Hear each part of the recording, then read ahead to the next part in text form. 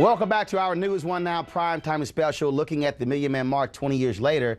But the question is, what are we going to do moving forward? Joining us right now, political analyst and author, Dr. Jason Johnson, principal and CEO of Impact Strategies, Angela Rye, host of WEAA's talk show Listen Up, Faraji Muhammad, and Baltimore activist and CEO of the Leaders of a Beautiful Struggle, Adam Jackson. Folks, welcome back to News One Now, this time in prime time. So I'm gonna start this off this way. Million Man March 20 years ago, how old were you?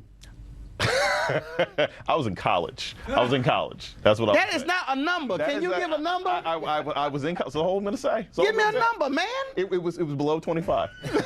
I'm going to give you, Roland. I'm 46. What's the problem? Jesus. I got Angela. I'm really pumped. So I was 15, about to turn 16. 16. I was 7, 20 years ago. And so the reason I wanted to get that straight, notwithstanding this over here, all right, we have different perspectives. And so for you being 7, your recollection of the Million Man March?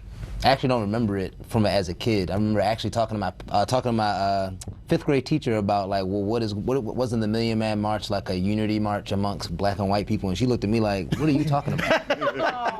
I didn't know who Louis Farrakhan was. I had no idea what was going on during that time frame. So and now looking back, I don't even remember the news coverage or anything when I was a kid. Wow. Oh, I went.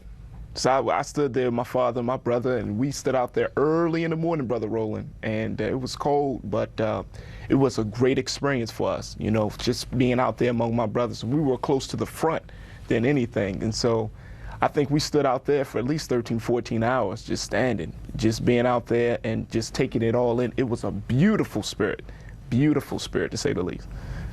So I begged my dad to let me go with him to the, he was there. Yeah, I know your daddy was there. So, but black people are gathered, your daddy will be. He will be there. And so I begged him to go, and he just didn't let me go. But what they did allow me to do was stay home and watch it on television. And so a group of all my friends, I was raised a militant, Roland. So all my friends came over, and we watched the march together. We talked about what we needed to do. That was the year we founded the Black Student Union at Holy Names Academy. Go ahead. I mean, we did some things. We just weren't able to go.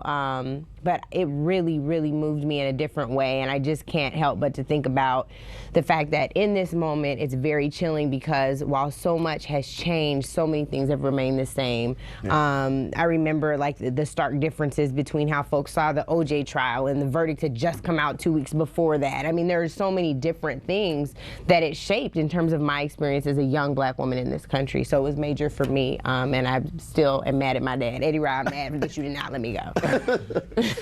There was a group of people who all went. I did not go. And I think in part because I ended up having a very transformational experience watching it on television. And the reason why is because I think I was probably a lot more conservative back then.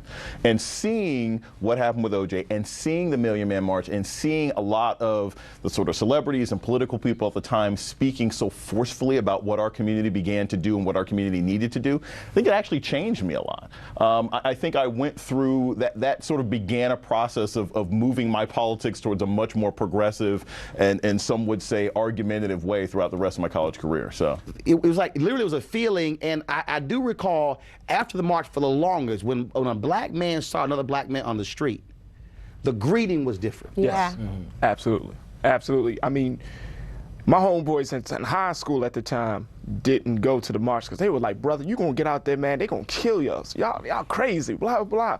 And I remember the sisters in school, I was like the only dude from my high school that went. I was like, nah, man, I'm going to the march. And the sisters was like, give you that side eye, like, oh, you for real? I'm like, yeah, I'm going.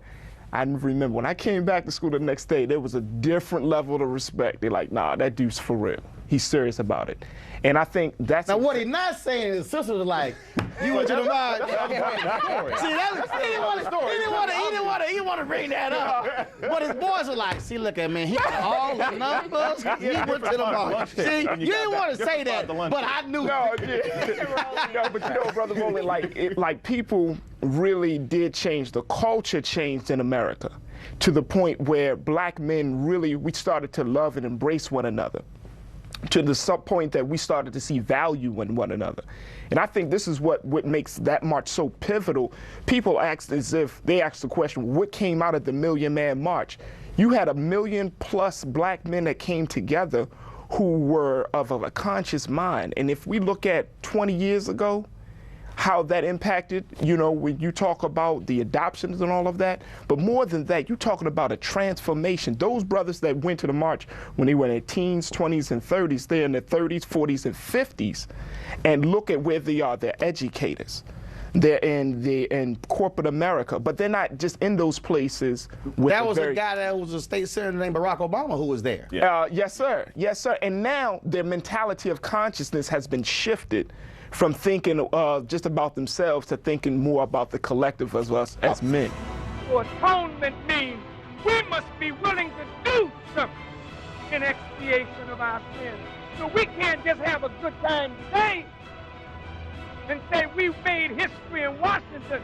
We gotta resolve today that we're going back home to do something about what's going on in our lives and in our families and in our communities.